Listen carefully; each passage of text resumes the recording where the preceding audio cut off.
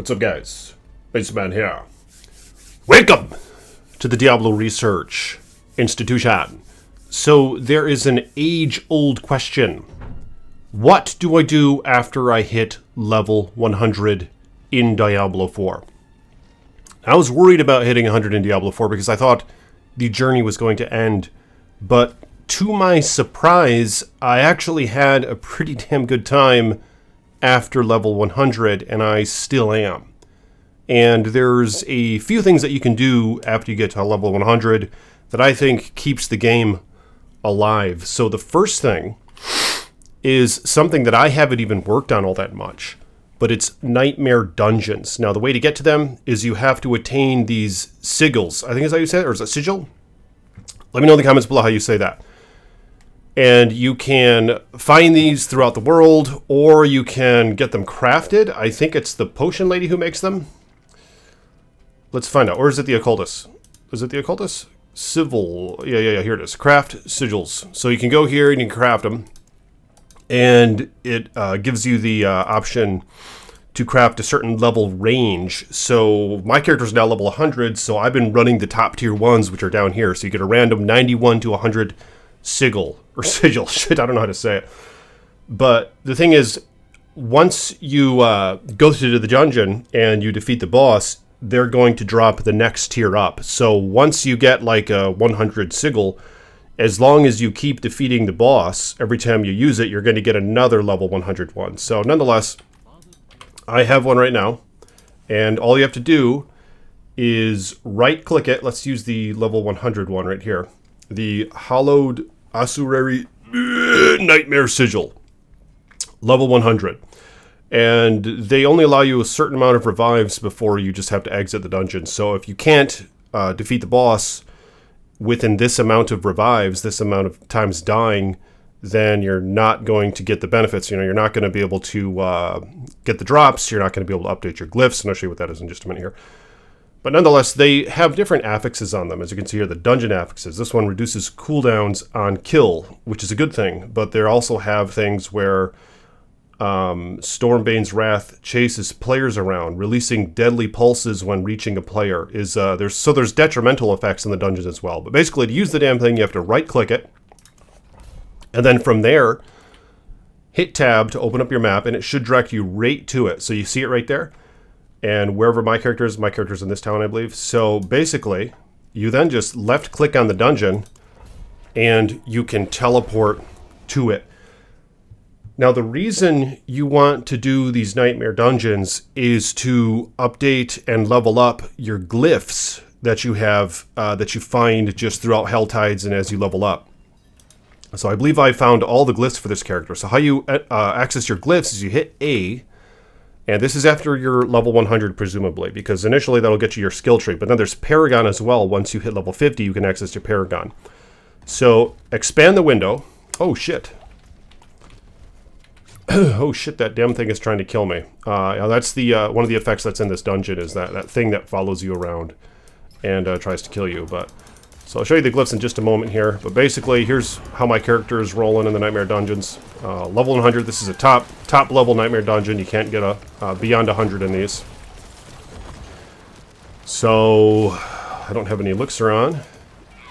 Use the Holy Bolt Elixir, which is a great one for the Thorns Summon-Mancer, which is what I'm running. Because I have this Razor Plate here with 2 greater affixes and a few other nice mods on it, and Masterwork that thing up a little bit. Oh shit, a unique already fell, or a legendary already fell. Gloves. An amulet. And hot damn. Little pair of pants. So let's get that. Okay, so what I'm going to do is I'm going to skip ahead here. I'm going to get to the boss, and I'll show you what you can do after you kill the boss. That's really important for endgame. But basically, the Nightmare Dungeons have objectives.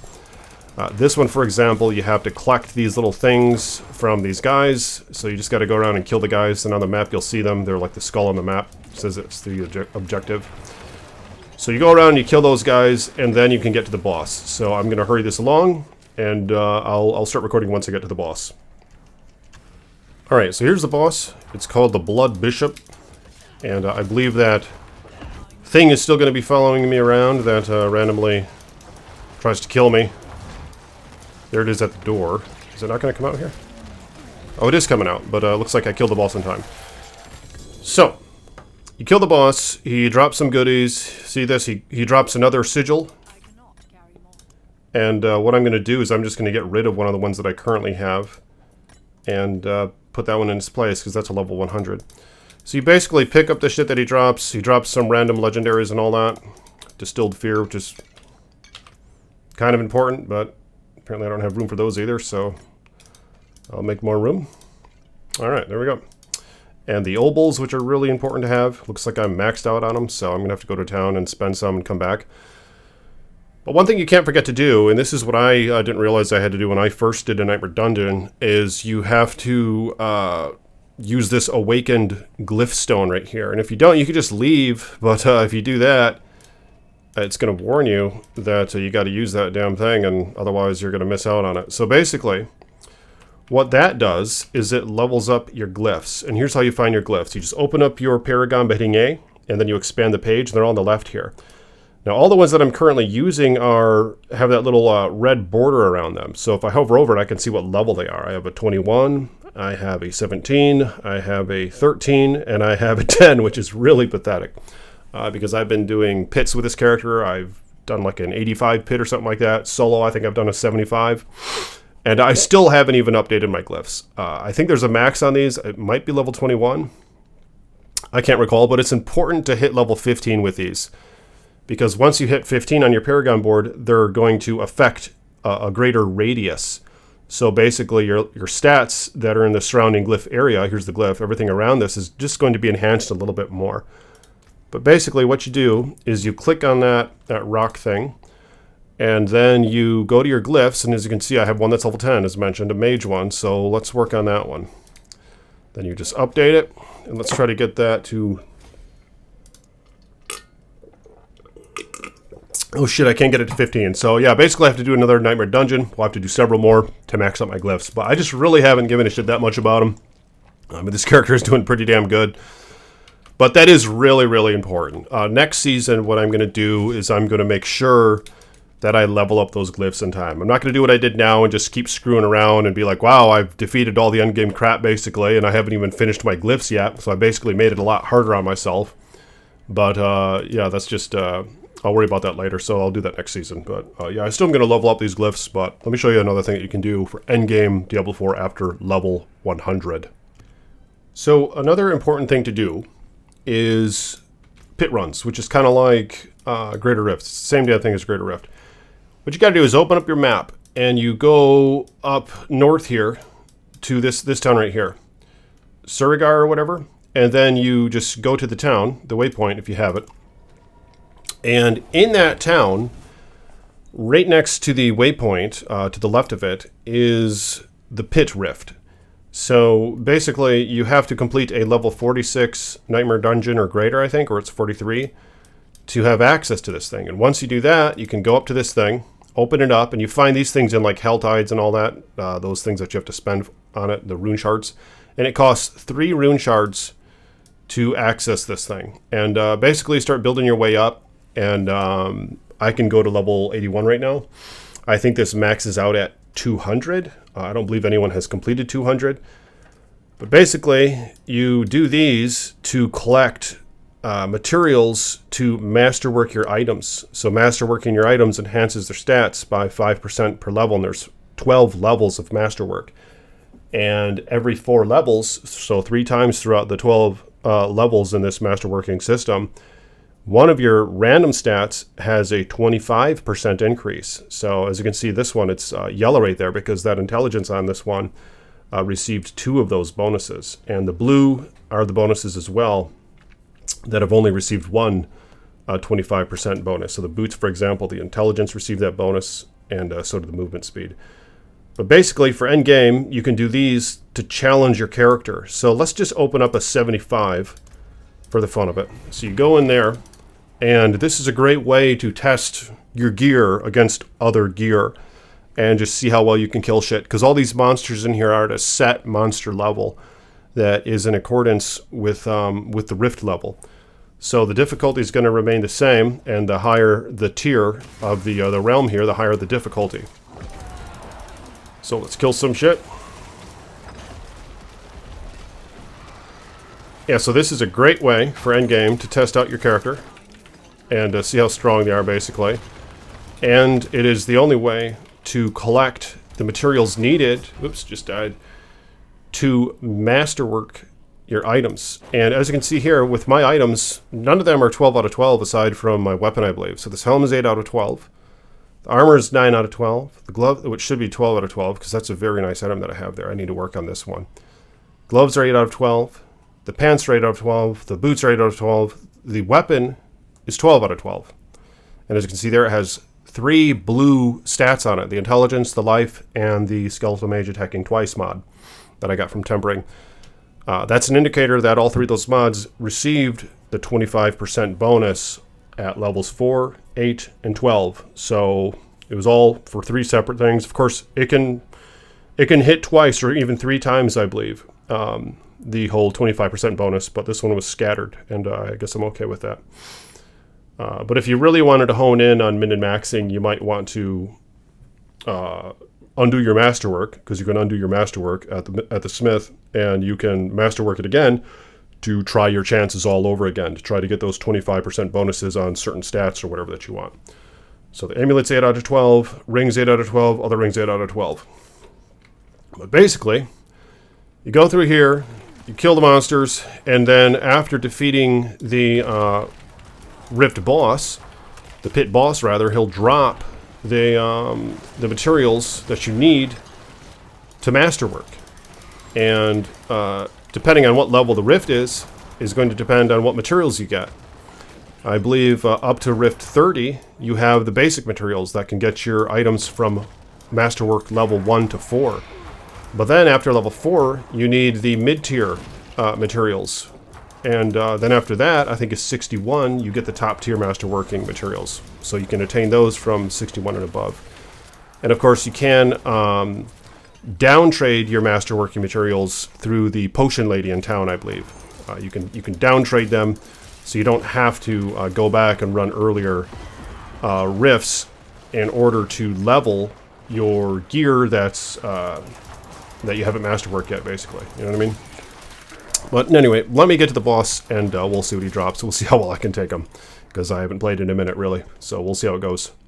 Something important to note is these rifts have a timer, just like Diablo 3, up here, and that little indicator is how much time is left. You don't want that thing to get to the top. You know, so right now, so basically, and the timer jumps up every time you die, and you have to defeat the Rift Guardian within that timer. So I have 10 minutes and 36 seconds to get to the boss and kill the boss. Otherwise, you will not be able to go up in Rift levels. You won't have that option. You'll have to try again. I believe they'll still drop the shards as long as you kill the boss or the masterworking materials, but you won't be able to go to the next level up. So let's keep going. Let's get to him and let's kill him. All right. So I just killed the last of the monsters in order to open up the bit here by getting this little meter up to the top, but I still have 5 minutes and 10 seconds left. So let's go down in here, and it looks like I don't have an elixir active. So let's use one. Increase maximum life, increase attack speed. I guess we'll try that one. What the hell? You can't switch out your gear in the Rift. You can't take it off or put new gear on. You can't screw with your skills. I think if you gain a Paragon point, you can still use that. The only thing that lets you really change is your potion. You can use an elixir in here. So it just lets you do that whenever you want, apparently. Probably in case if the current one you're using runs out, then you can at least still maintain that buff. But nonetheless, here's the Rift Guardian, level 174. Let's see if I can take him.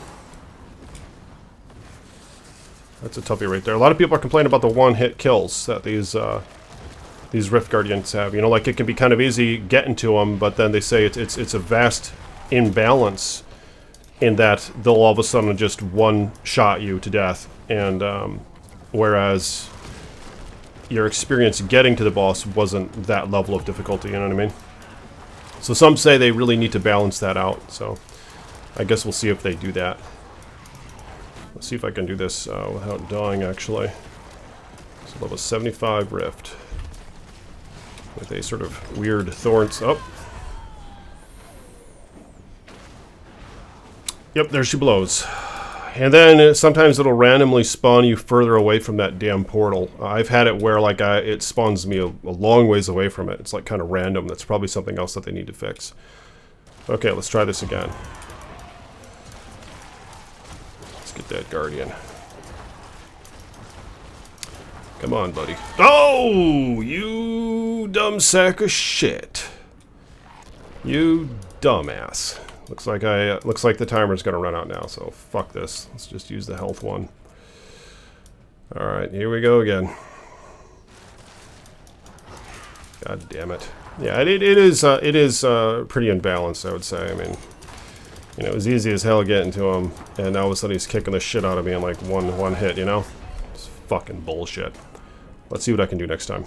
Alright, here's the last attempt. Looks like my gear's about to break anyway, so let's give it a shot. Come on, buddy. Come on, buddy. I strayed away from the golem build. I just don't really like doing those cookie cutter ass builds. It does have more potential, I think, than this one, but I just wanted for fun reasons, fun purposes. That's fucking bullshit. I've decided to go the mage build.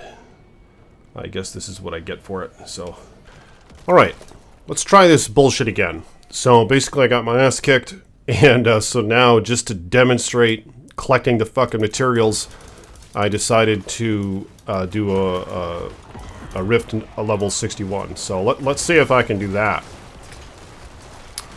in the video.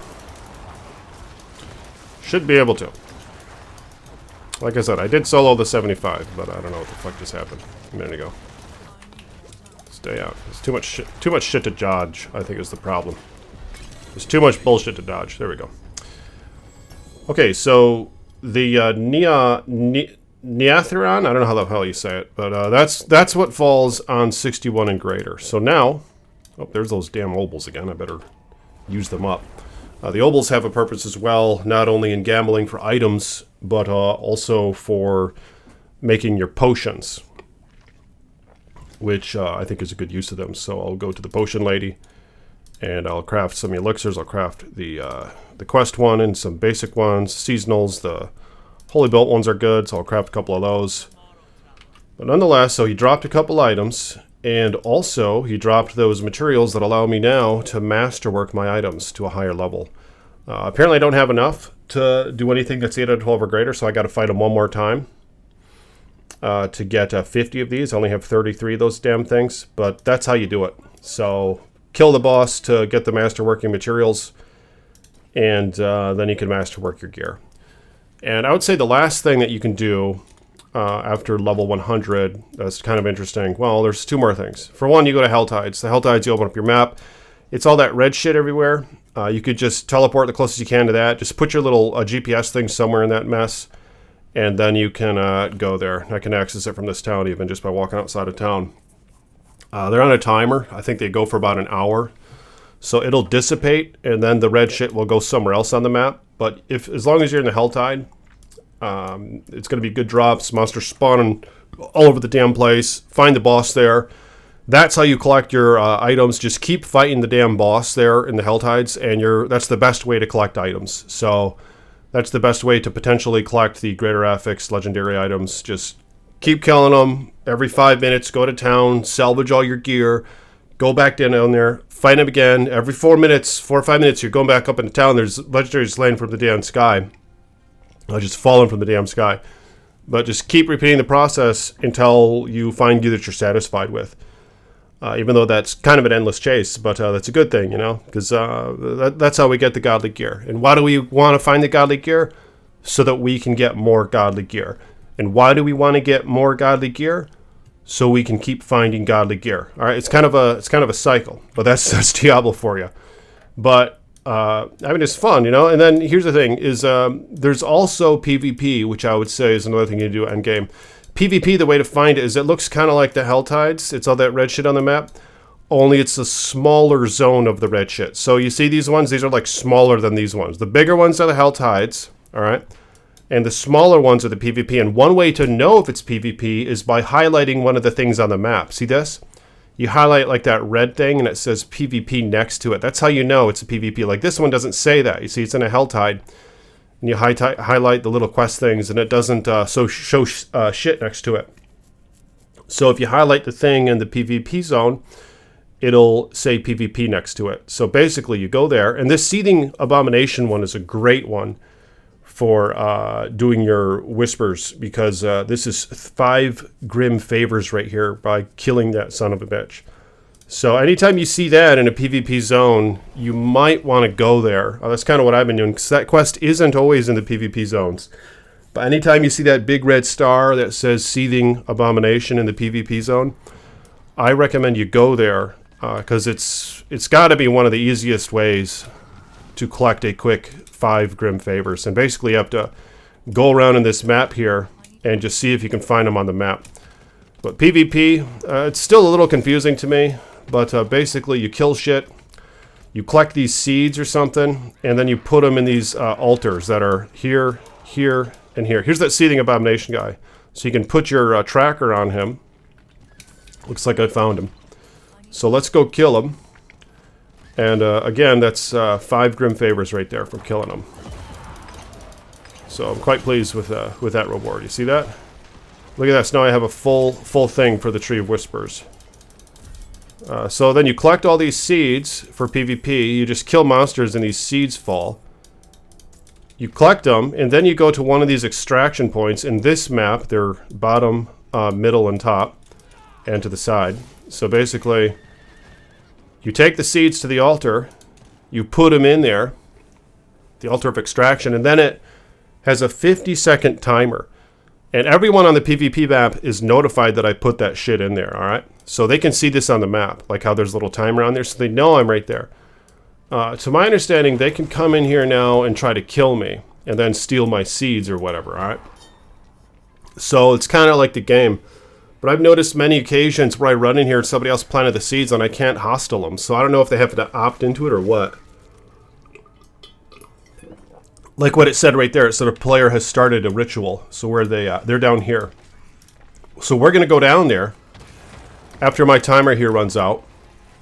And we're going to see if I can like try to kill him or something. Because I really don't know. I mean, it seems like sometimes I can, sometimes I can't. But I'm sure you guys in the comments will have an answer as to what's the discrepancy here, you know? Why are we sometimes hostile toward one another in this PvP zone and sometimes we're not? But basically, then you run down there and you try to get there before the timer runs out. And sometimes you can just go in here and kill this guy. So where's he at? He must be, he's hiding. See, here he is. Let's see if we can get him. He's a tough guy. Yep, he's a tough guy. He was a tough guy. Some of these builds are really built around PvP. Looks like that was a barbarian. I'm guessing he had that thorn shit. I don't know.